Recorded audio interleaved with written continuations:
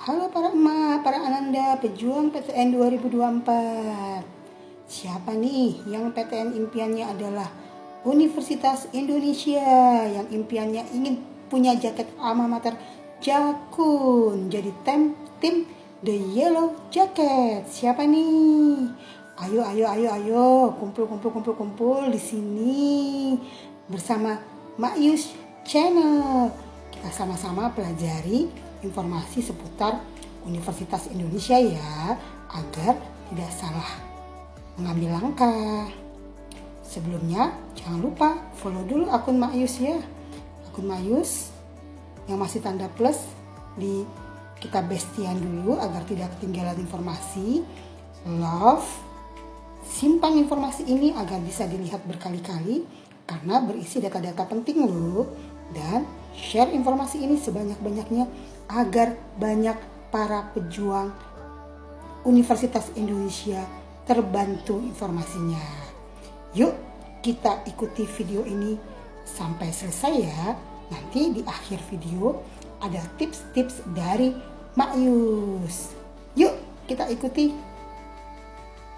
Aneka jalur masuk UI. Informasi ini bisa juga dilihat langsung di website resmi UI, ui.ac.id ya. Jalur masuk UI ada 6, SMBP kuota 20%, SMBT 30%, dan kemudian 50% terbagi antara jalur 3 sampai jalur 6. Tidak ada jalur hafiz. 2 jalur pertama kita skip, kita masuk ke PPKB, yaitu jalur prestasi dan pemerataan kesempatan belajar, yaitu jalur seleksi yang mempertimbangkan nilai rapot dan indeks sekolah atau performance sekolah dan alumni. Dia menawarkan program sarjana dan vokasi. Tahapannya sama seperti SMBP, yaitu ada pihak sekolah yang mengisi data sekolah dan data siswa yang diusulkan. Kemudian ada pihak siswa yang mengisi pilihan dan mengunggah dokumen. Biayanya pada tahun lalu 850.000, peserta berasal dari sekolah yang mendapat undangan dan merupakan 50% terbaik di kelas dengan direkomendasikan oleh sekolah. Selanjutnya adalah jalur mandiri, yaitu ujian seleksi tes tertulis masuk UI ya. Biayanya untuk 2 pilihan 500.000, 3 pilihan baik IPA ataupun IPS ataupun IPC 600.000, dan setiap pilihan berikutnya 100.000. Dibatasi maksimal lulusan 3 tahun ya per tahun lalu, kecuali bila vokasi tanpa batasan tahun. Per 2023 mandiri SIMAK dibedakan menjadi 2, yaitu SIMAK reguler dan non reguler. Sedang letak beda utamanya adalah di biaya. Secara simpel di dalam diagram bisa kita lihat bahwa SMBP, SMBT, PPKB, SIMAK reguler itu hanya UKT saja. Sedangkan talent scouting, SIMAK non reguler, vokasi, KI itu UKT plus SPI.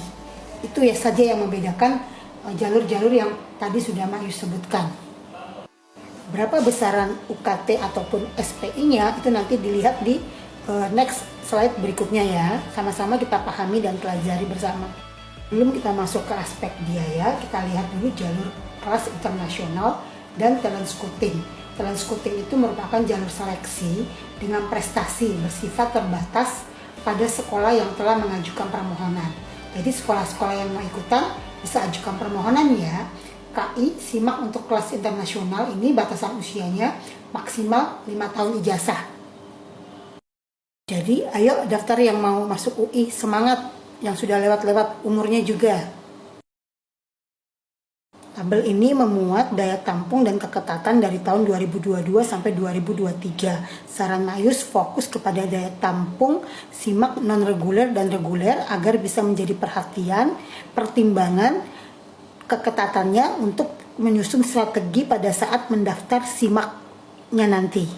Fokus pada itu saja. Maka itu disimpan benar-benar ini videonya supaya bisa dilihat berulang-ulang kali biar bisa nggak salah paham ya. Berikutnya adalah besaran UKT, yaitu untuk jalur SMBP, SMBT, SIMAK reguler itu Saintek terdiri dari K1 sampai K11, yaitu 0 sampai 20 juta. Untuk Sosum K0 sampai K11 juga 0 sampai 17,5 juta. Sedangkan untuk SIMAK non reguler, tabel UKT-nya terpisah, ditentukan khusus, langsung keluar angka dan ada IP-nya. Berapa besar UKT dan IP-nya ada di dalam tabel ini, disimpan dan dipelajari ya.